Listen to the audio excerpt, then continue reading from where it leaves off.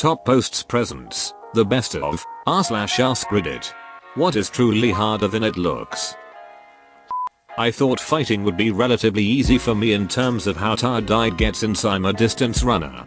Wrong as duck. 5 minutes of going against a punching bag and I was absolutely exhausted. And it's just a bag, not even a person.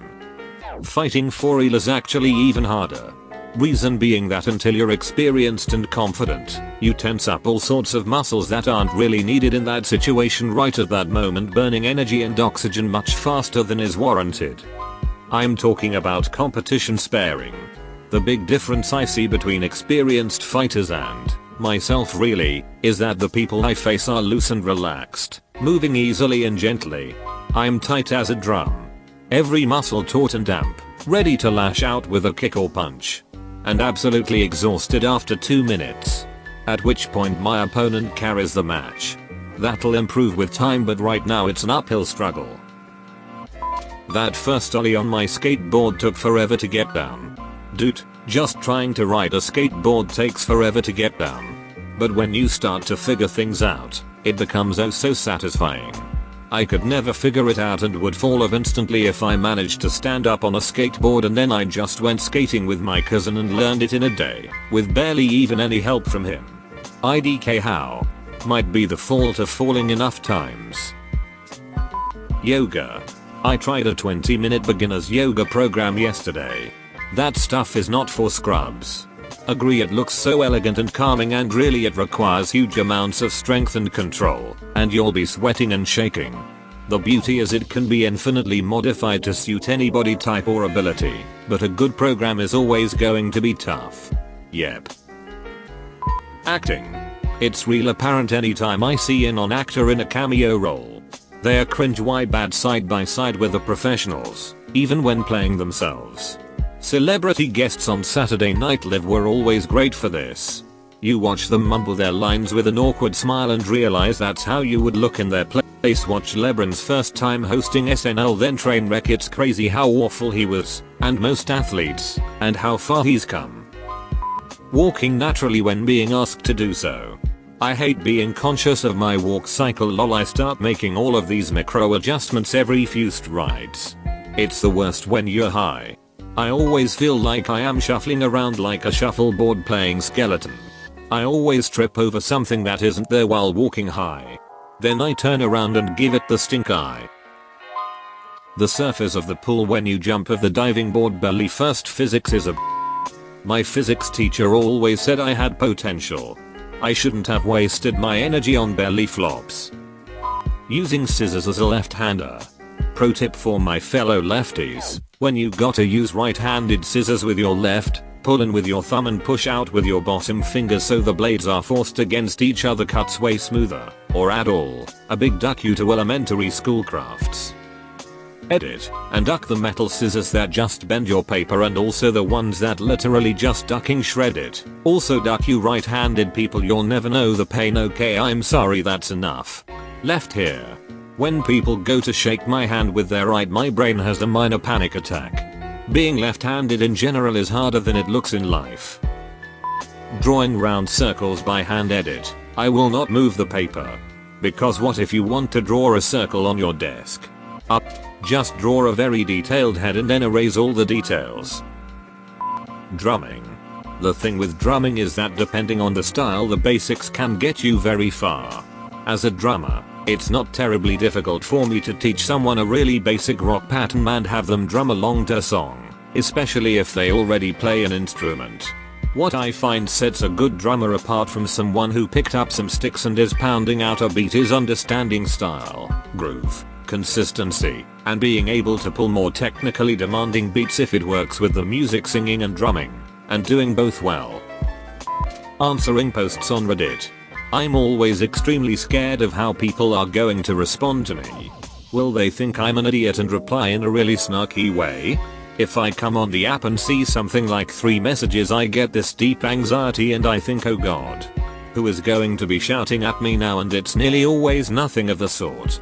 Did the notification for this reply give you anxiety? No, I was expecting something like this. But now I think I've made a huge mistake, as I bet others will start replying for no reason as a joke. Haha. Being creative. I don't mean making good art or having talent. I mean just getting on and making something.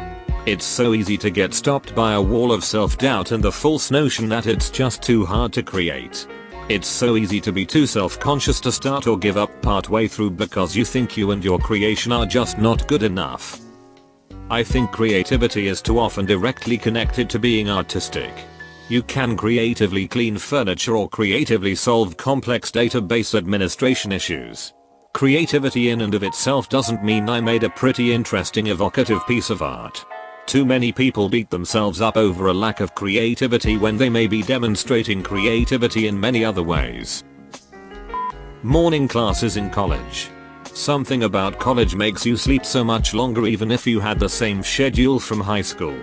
Depression. And substance abuse. For me, college was always, I drink too much because I'm depressed because I drink too much because I'm depressed, and so on. Hell yeah. College life. Speaking up. Introverted individuals know exactly what I'm talking about. Sometimes you backed a moment where you should have spoke up or said something, but in the actual moment you start doubting yourself or just have that fear of voicing yourself. Or you do speak up, and yet nobody realizes you're talking to them. Like, when did everyone learn how to initiate contact with other people? There's some magic level of eye contact and raised voice where you get someone's attention without making them think you're trying to murder them that I just haven't discovered. Speaks quietly. Hey man, speak up, speaks up. Why are you shouting? Running a long way. When you're not a runner you see people and you think that lazy guy is just jogging. I could be much faster than that if I did a bit of training. Then you try it yourself and realize that for any kind of middle or long distance you're going to need to pace yourself and conserve your energy. Learning to slow down was the thing that helped me the most with running. I thought it can't be that hard. I can go fast when I first started. Then I learned to take it a little easier and I can go way farther and actually enjoy myself. Explaining to your mom why there is a taco on the floor at 4:52 am. Because the floor was hungry and getting tired of spaghetti. Open the door. Taco on the floor. Everybody walk the dinosaur. Golf. You wouldn't think it'd be that hard if you've never played, but oftentimes a day of golf is like a journey into the darkest part of your soul. Golf is the only thing I have ever done where I could have the highest of highs and the lowest of lows in the same day, sometimes on the same bloody hole. I just aim at the trees and hope my slice brings it round. No ducks given. My favorite is when people do this and pipe it dead straight out of bounds. Teaching, especially teaching young kids. I found young kids to be significantly less difficult than preteens, but teaching high school or university students is certainly not as difficult as teaching elementary school. I used to teach to different age groups. Toddlers and teenagers were my least favorite group. If you can get teens to stay motivated, you're a hero, and I salute you, because it is hard. If I have to work with kids I would pick elementary. They are old enough to understand and if you keep the class fun they will respond. I think photography is harder than it looks. To most people, it's just taking a picture, but once it's an actual hobby or profession, you really have to start thinking about composition, lighting, settings, lenses, specific borders for specific purposes, working with your model, time of day, editing, setting your timing, etc. Once all that becomes natural, it's very rewarding, but it's often harder than it looks. Golden hour is an addiction. I ran out of a restaurant on my vacation this summer because the light was just so good. For me, I can't get enough of the snow. I love the contrast of my subject and the naturally white background. I've spent hours walking through Nick snow days just to get shots of people bundled up together walking in Central Park. Not to mention the city lights against the wet ground at night. My job, barbering. A couple times a month I get someone who tried to cut their own hair because they think it's easy, and now I have to salvage what's left into something decent, or people sit down, try to tell me what they want, and just kind of rambled for a while before I interject and ask specific questions that gets me the answers I need. Hint, I want it shorter, but not too short is not helpful at all. I don't know what too short is for you. I do skin fades every day. So nothing is too short for me. Be specific. Do you want to see skin through your hair? Do you want stubble? Bring a photo. Also, a lot of people can't hold still. I have a razor to the back of your neck or your face. Please try to hold still. Every couple of months I get asked if I have another job or if this is a hobby of mine or something like that. No. The actual act of cutting hair is easy at this point, but I've been in the industry for 9 years. Plus 2 years of school. It's dealing with clients that is not easy. Disclaimer, I do love my job and wouldn't do anything else. Just wish people were better at understanding what my job entails. Riding a galloping horse. Riding a horse in general, TBH. It looks just like sitting, but it's actually super active. Sitting on an animal with its own mind which spooks over things like a falling leaf or a garbage bin that has always been there but now it's been moved an inch to the left. And I am downright in awe of Olympic level dressage riders. That takes skill from both rider and horse. Skiing. I didn't know how to ski, so I went straight down the mountain without turning at all. At the bottom, I ran into someone and took off the skis they were standing on. Yup. This. First time skiing and didn't know how to turn, so missed the blow and ended up on a triple black diamond with terrain features. No idea what I was doing, but at that point I remembered the movies, decided to crouch and just stick my poles behind me. The terrain was a ducking blur. There was a ski lift near the run. People were screaming and clapping at me, thinking I was showing off. Had a slow motion realization that they were clapping as I was about to die. The run ended with a stand of pine trees overlooking a frozen pond. Remembered how people just seemed to jump slide to stop. Tried that.